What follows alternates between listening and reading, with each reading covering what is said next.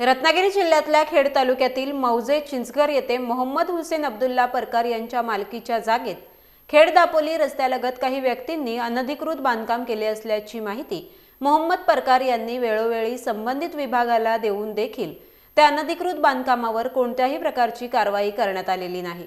या संदर्भात मोहम्मद परकार हे 29 फेब्रुवारी 2024 रोजी खेड तहसीलदार कार्यालयासमोर उपोषणाला बसले होते।